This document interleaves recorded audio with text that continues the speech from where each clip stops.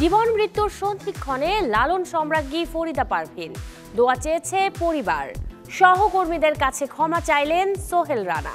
আজকে এই মুহূর্তে আমি আমার এই সুযোগটা নেব যে আমি সবার কাছে ক্ষমা চেয়ে নিচ্ছি। 23 সেপ্টেম্বর প্রথমবার শাহরুখ খান রানী মুখার্জির হাতে উঠবে জাতীয় চলচ্চিত্র পুরস্কার। দর্শক সবাইকে আমন্ত্রণ, শুরু করছি Walkar footwear presents showbiz and style 24।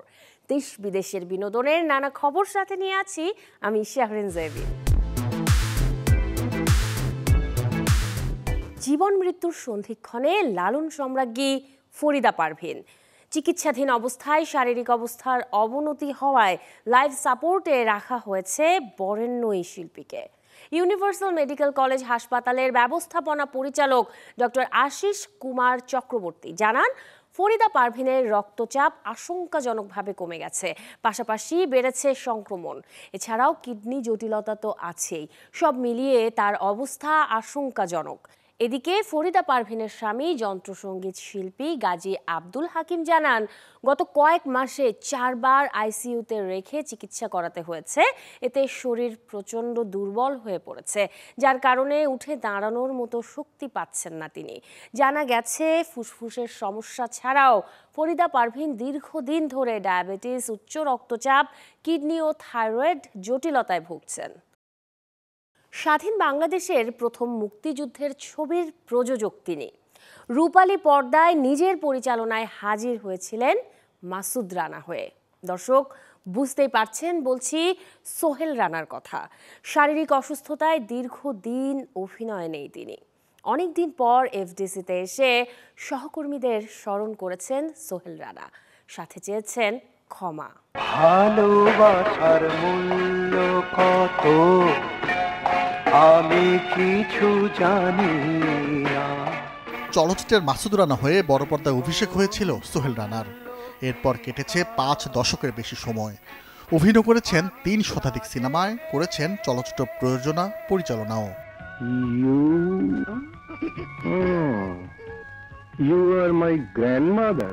রূপালী জগতে দীর্ঘ পথ পাড়ি দিয়ে জীবন সায়ান্নে সোহেল রানা। দীর্ঘদিন পর বিএফডিসিতে এসে সহকর্মীদের কাছে ক্ষমা চেয়েছেন 78 বছর বয়সী এই অভিনেতা। আমার সাথে যারা কাজ করেছে আর যারা ভবিষ্যতে কাজ করছে, যারা চলচ্চিত্র জগতে আসবে, আমার সাথে যারা স্পেশালি কাজ করেছে, তাদের কাছে যদি আমি কোনো ভুল ত্রুটি বা অন্যায় করে থাকি, আজকে এই মুহূর্তে আমি আমার এই সুযোগটা নেব যে আমি সবার কাছে ক্ষমা চেয়ে নিচ্ছি। তুমি ছিলে না যখন, চোখে ছিল না স্বপন, ভালোবাসা ছিল অজানা। ছিলেন সাধারণ, লাইট ক্যামেরা অ্যাকশনের দুনিয়ায় এসে হয়েছেন অসাধারণ। পেয়েছেন খ্যাতি, কুড়িয়েছেন সম্মান, দর্শকদের ভালোবাসা। আর তাই জীবনের শেষ বেলাতেও তার ভাবনায় এই শিল্প আর শিল্পের মানুষ। বাংলাদেশের সমস্ত দর্শক বিন্দুদের কাছে শুধু বলবো যে আপনারা আমাদেরকে যে ভালোবাসা দিয়েছেন, সেই ভালোবাসাকে তো আমরা ফিরিয়ে দিতে পারবো না। আমরা এই ঋণটা নিয়েই চলে যাব। তবে আপনাদের কাছে একটা অনুরোধ থাকবে যে এই চলচ্চিত্রকে আপনারা আজকে যে পর্যায়ে নিয়ে এসেছেন, ঠিক তেমনিভাবে চলচ্চিত্রকে আপনারা, বাংলা চলচ্চিত্রকে, বাংলাদেশের চলচ্চিত্রকে আপনারা ভালোবেসে আপনারা আপনাদের হৃদয়ের মণিকোঠায় আপনারা তাদেরকে রাখবেন এবং বাংলাদেশ চলচ্চিত্র যাতে শনৈ শনৈ উন্নতির দিকে যায়, তার জন্যে আপনাদের ভালোবাসার কোনো অভাব যেন না হয়। আপনারা এটাকে ভালোবাসবেন, চলচ্চিত্রকে ভালোবাসবেন।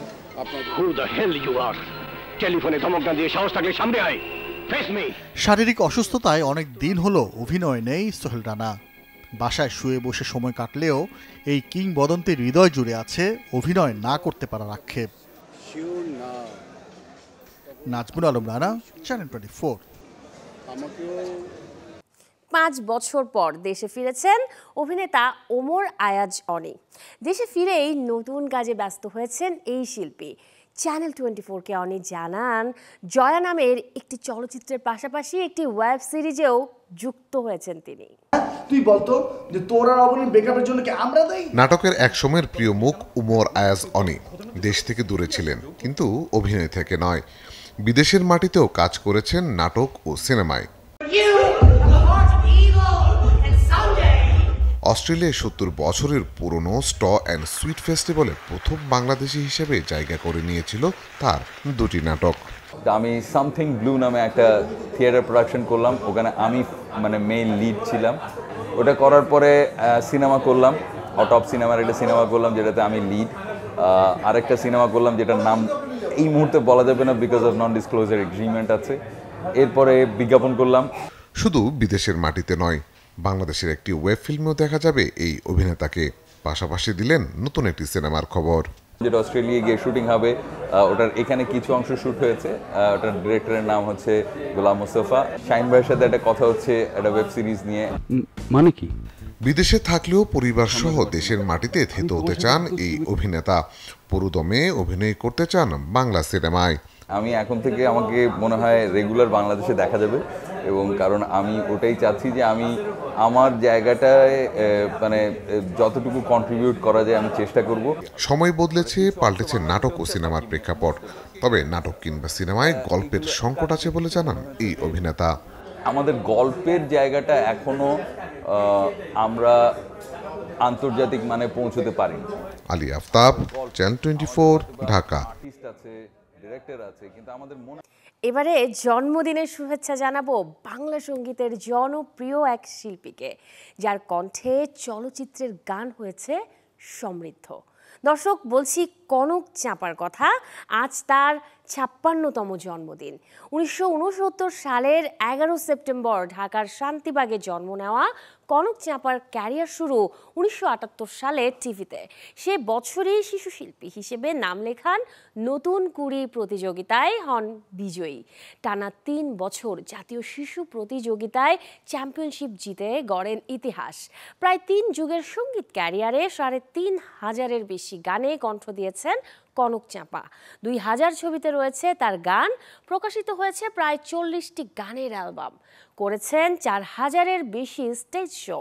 নারী শ্রেষ্ঠ প্লেব্যাক কণ্ঠশিল্পী হিসেবে সাবিনা ইয়াসমিন ও রুনা লায়লার পর তিনি সর্বোচ্চ ৩বার জিতেছেন জাতীয় চলচ্চিত্র পুরস্কার। সপ্তাহ দুয়েকের অপেক্ষা। ক্যারিয়ারের প্রথমবার জাতীয় চলচ্চিত্র পুরস্কার হাতে তুলবেন শাহরুখ খান, রানী মুখার্জি। সাথে আছেন বিক্রান্ত ম্যাসিও। কারণ ২৩ সেপ্টেম্বর যে অনুষ্ঠিত হতে যাচ্ছে ভারতের ৭১তম জাতীয় চলচ্চিত্র পুরস্কার প্রদানের আয়োজন। এই আসরে সেরা অভিনেতার তকমাটা গিয়েছে যৌথভাবে শাহরুখ খান ও বিক্রান্ত ম্যাসির কাছে। মূলত ২০২৩ সালের ছবির জন্য ৭১তম আসরে প্রদান করা হচ্ছে পুরস্কার। জওয়ান সিনেমায় দুর্দান্ত অভিনয়ে শাহরুখের কামব্যাক, আর 12 ফেল সিনেমায় বিক্রান্ত ম্যাসির অনবদ্য অভিনয় ক্যারিয়ারে প্রথম এই অর্জন এনে দিয়েছে এই দুই তারকাকে। এই আসরেই ২৯ বছরের ক্যারিয়ারে প্রথমবার জাতীয় চলচ্চিত্র পুরস্কার হাতে উঠবে রানী মুখার্জির। মিসেস চ্যাটার্জি ভার্সেস নরওয়ে ছবিটির জন্য অভিনেত্রীর এই প্রাপ্তি। নয়াদিল্লির বিজ্ঞান ভবনে ২৩ সেপ্টেম্বর ভারতীয় সময় বিকেল ৪টায় বসবে ৭১তম জাতীয় চলচ্চিত্র পুরস্কার প্রদানের আসর। এবারে নতুন ছবি মুক্তির খবর। শুক্রবার ওপার বাংলার প্রেক্ষাগৃহে মুক্তির তালিকায় আছে একটি ছবি। রোহান সেনের পরিচালনায় যে ছবির প্রধান চরিত্রে আছেন প্রিয়াঙ্কা সরকার ও ঋষি কৌশিক। ছবির নাম কন্যা। প্রচারের স্বার্থে অনলাইনে প্রকাশ পেয়েছে এর একটি টিজার ও ট্রেলার। এই ছবিটি দিয়েই দীর্ঘদিন পর পর্দায় ফিরলেন অভিনেতা ঋষি কৌশিক। দুই বোনের গল্প বলবে কন্যা সিনেমাটি। মায়ের মতোই ভালোবাসায় আগলে রাখে বড় বোন। জীবনযাপনে ছোট বোনকে ভালোবাসায় ভরিয়ে রাখলেও ভবিষ্যতের কথা ভেবে মায়ের মতোই বড় বোন যে শাসন করারও অধিকার রাখে। সম্পর্কে এই দুষ্টু মিষ্টি খুনসুটি নিয়েই এগিয়েছে ছবির প্রেক্ষাপট। প্রিয়াঙ্কা সরকার ও ঋষি কৌশিকের সাথে গুরুত্বপূর্ণ একটি চরিত্রে দেখা যাবে অভিনেতা বিশ্বজিৎ চক্রবর্তীকে। চলতি বছরের এপ্রিলে একবার এই ছবিটি মুক্তির তারিখ নির্ধারিত হলেও নানা কারণে পিছিয়ে যায় তা। দিন ৫ আগে ট্রেলার রিলিজে ছবির প্রযোজক পরিচালক জানায় ১২ সেপ্টেম্বর মুক্তির কথা রয়েছে এটির। বারবার তারিখ পিছিয়ে সপ্তাহে অবশেষে মুক্তির মিছিলে যোগ হয়েছে বলিউডের ৪ সিনেমা, যে তালিকায় আছে মন্নু কিয়া করেগা, লাভ ইন ভিয়েতনাম, জুগনুমা ও আবির গুলাল। সবকিছু ঠিক থাকলে কাল প্রেক্ষাগৃহে দর্শক উপভোগ করতে পারবে এই সিনেমাগুলো।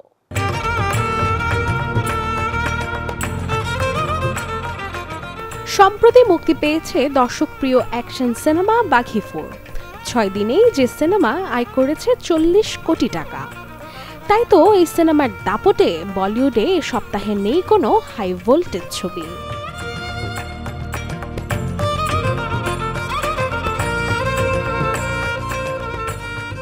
চলতি বছরের এপ্রিল থেকেই নানা জটিলতায় পিছিয়েছে সিনেমা আবির গুলালের মুক্তির তারিখ। অবশেষে আর কোনো বাধা না থাকলে এই শুক্রবার মুক্তি পেতে পারে বলে ধারণা করা হচ্ছে আরটিএস বাগদি পরিচালনায় এই ছবিটি। রোমান্টিক ধরনের সিনেমা আবির গুলালে অভিনয় করতে দেখা যাবে ফাওয়াদ খান ও বানি কাপুরকে। একই দিনে মুক্তির অপেক্ষায় আছে মানোজ বাজপাইয়ের ছবি যুগনুমা, যেটি পরিচালনা করেছেন রাম রেড্ডি। ছবিতে মানোজ বাজপাইয়ের পাশাপাশি আরও দেখা যাবে প্রিয়াঙ্কা বোস, তিলোত্তমা সোমে ও দীপক দেবরলিকে। শুক্রবার মুক্তির অপেক্ষায় থাকা আরও 2 সিনেমার মধ্যে রয়েছে রাহাত শাহ কাজমি পরিচালনায় লাইভ ইন ভিয়েতনাম, যেখানে অভিনয় করতে দেখা যাবে শান্তনু মাহেশ্বরী ও অপনীত করকে। অন্যটি হল সঞ্জয় ত্রিপাঠী পরিচালনায় সিনেমা মানো ক্যা করেগা। Desk report, channel 24। দর্শক, এতক্ষণ দেখছিলাম বিনোদনের নানা খবর। এবারে জীবনযাপনের গল্প দেখব, লাইফস্টাইলের কিছু আপডেট।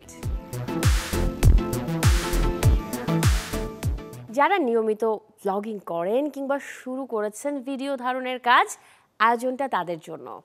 বাজার ঘুরে জানাবো ভিডিও চিত্র ধারণে সবচেয়ে জরুরি অনুষঙ্গ ট্রাইপডের দরদাম। আজকে আপনাদের সাথে কিছু ট্রাইপড বা গিম্বেল আসলে শেয়ার করতে যাচ্ছি।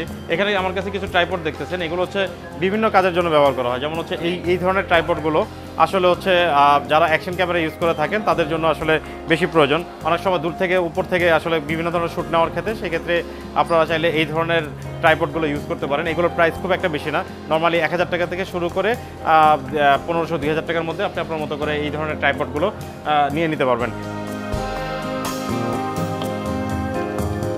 যদি আপনি একটু ক্যামেরা দিয়ে ইউজ করতে চান, বড় বড় ক্যামেরা, সেক্ষেত্রে হচ্ছে আমার পিছনে কিছু ট্রাইপড দেখতেছেন, ওইগুলো লম্বা হয়, অনেক বড় হয়। তো এইগুলো দিয়ে আপনি করতে পারেন, ভিডিওগুলো খুব স্টেবল থাকবে, আপনার মতো করে আপনি ডানে বামে যে কোনো জায়গায় আসলে মুভ করে নিতে পারবেন। এগুলোতে চাইলে ক্যামেরার পাশাপাশি মোবাইলগুলো আপনি ইউজ করতে পারবেন। আমাদের কাছে অনেক ধরনের ট্রাইপডগুলোই আসলে আমরা সেল করে থাকি। তো মার্কেটে এরকম বিভিন্ন ব্র্যান্ডের আসলে ট্রাইপডগুলো হয়।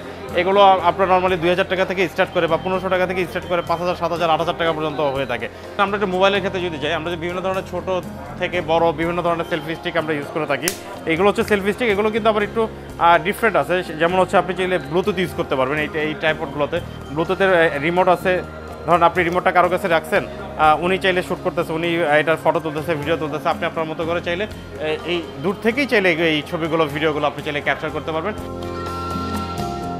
আপনি যদি মোবাইলে একদম স্টেবল ভিডিও করতে চান, আপনি প্রফেশনাল না, বাট আপনার ভিডিওগুলো একদম স্মুথলি হতে হবে, আপনি ভিডিওগুলো কাঁপা যাবে না, সেক্ষেত্রে চাইলে আমাদের কাছে কিছু মোবাইল গিম্বেল আছে, DJI ব্র্যান্ডের আছে, ওএম ব্র্যান্ডের আছে, এছাড়া অন্যান্য আদার ব্র্যান্ডের আছে। এইগুলো চাইলে আপনি বাজার থেকে কালেক্ট করে নিতে পারেন। এই DJI-এর মধ্যে হচ্ছে আপনার এআই ট্র্যাকিং সহ আছে, অলমোস্ট মোবাইল 7Pটা আছে, এটা দেখতে পারেন। এটা বাজারে সবচাইতে এখন নতুন এবং ভাইরাল একটা প্রোডাক্ট। এটার প্রাইস রেঞ্জ হচ্ছে আপনি 14,000 থেকে 15,000-এর মধ্যে ওঠানামা থাকে। দাঁত থাকতে দাঁতের মর্ম না বোঝা প্রবাদ বাক্যটি যেমন ইঙ্গিত দেয় অনেক কিছুর, তেমনি সুস্থ অবস্থায় শরীরের যত্ন না নিলেও আছে মহাবিপত্তি। বেশিরভাগের মাঝেই প্রবণতা আছে অসুস্থ হলেই ডাবের পানি পানের, কিন্তু এতেও যে আছে মৃত্যু ঝুঁকি। কি বলছেন এই বিষয়ে বিশেষজ্ঞরা? চলুন দর্শক জেনে আসি তা। হাসপাতালে অসুস্থ রোগী, সুস্থতার জন্য স্বজনদের দৌড়ঝাঁপ, যেখানে বাড়তি যত্নে কেউ কেউ খাওয়াচ্ছেন ডাবের পানি। হাসপাতালগুলোর সামনে অপেক্ষমান ডাবের ভ্যানের কাছে গেলেই অহরহ দেখা মেলে এমন চিত্র। হাসপাতালে রোগীরাই নিচ্ছে, সাধারণ মানুষ তো অনেকেই খাইতে পারে না, মনে করেন দাম বেশি। ডেঙ্গু রোগী, এমনি ওই ক্যান্সারের রোগী, তারপরে ওই অপারেশন করে, সেগুলার নিয়ে ডাবের পানি খাওয়া।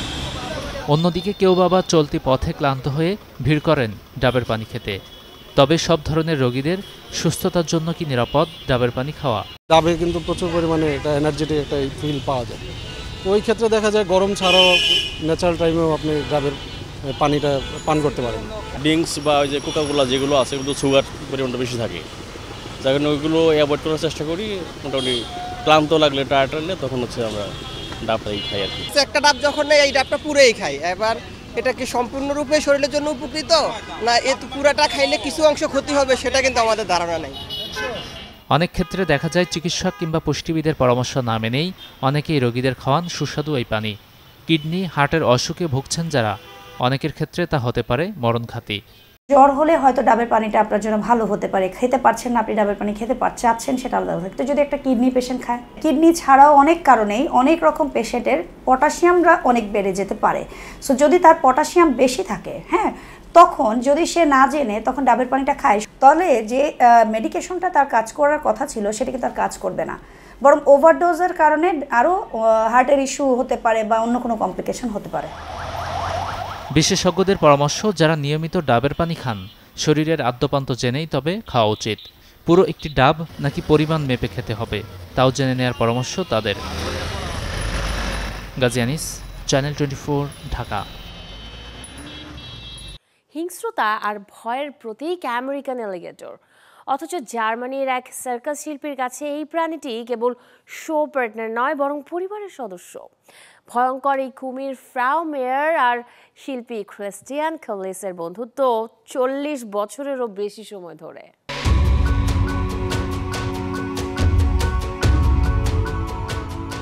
1980-র দশকে সার্কাসে হাজির হয় ফ্রাউ মেয়ার। শুরুতে দর্শকদের ভয়ের মধ্যে রাখলেও শিগগিরই সার্কাসের অন্যতম আকর্ষণ হয়ে ওঠে এই আমেরিকান এলিগেটর।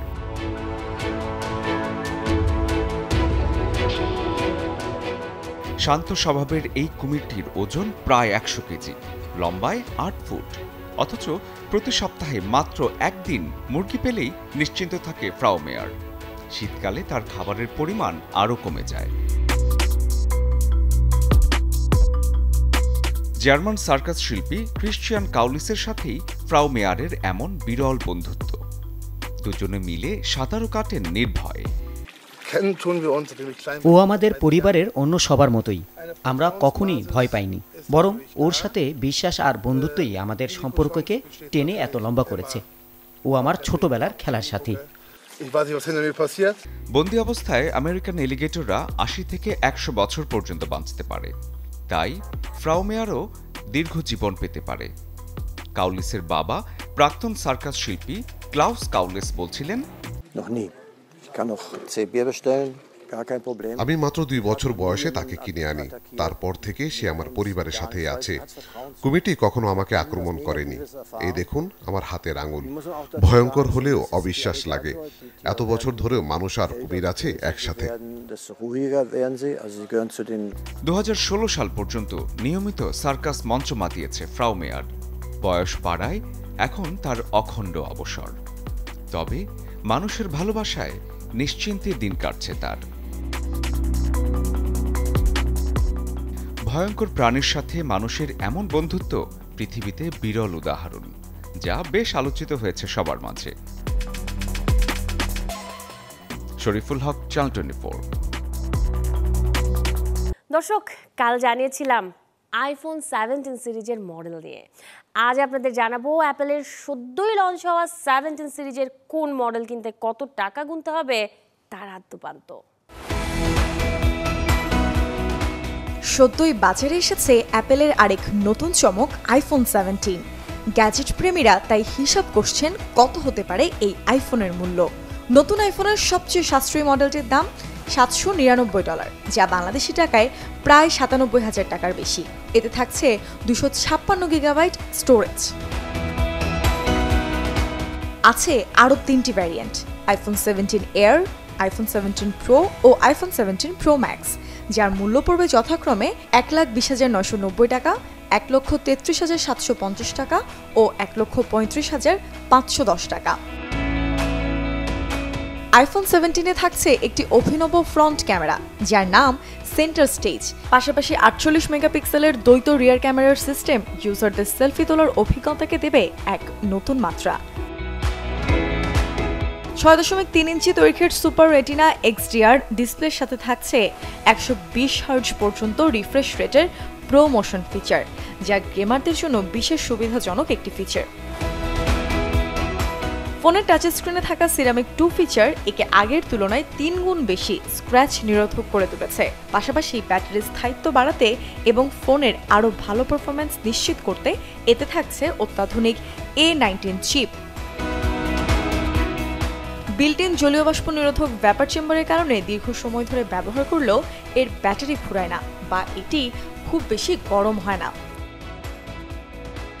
আইফোনের সবচেয়ে দামি এবং সবচেয়ে বেশি ফিচার সমৃদ্ধ মডেলগুলো হলো প্রো এবং প্রো ম্যাক্স। এবারের সংস্করণে প্রথমবারের মতো একটি অ্যালুমিনিয়াম ইউনি বডিও যোগ করা হয়েছে। আপাতত 256 গিগাবাইট ও 512 গিগাবাইটের মডেল বাজারে ছাড়া হবে। Desk report, channel 24। দর্শক, এই ছিল আজকের Walkar footwear presents showbiz and style 24 এর আয়োজনে। বিনোদন ও লাইফস্টাইলের সব খবর জানতে ভিজিট করুন আমাদের ফেসবুক পেজ এবং ইউটিউব চ্যানেলে। আসছে রবিবার ঠিক একই সময়ে আবারও দেখা হবে। সেই পর্যন্ত সবাই ভালো থাকুন, আর দর্শক অবশ্যই চ্যানেল 24 এর সাথেই থাকুন।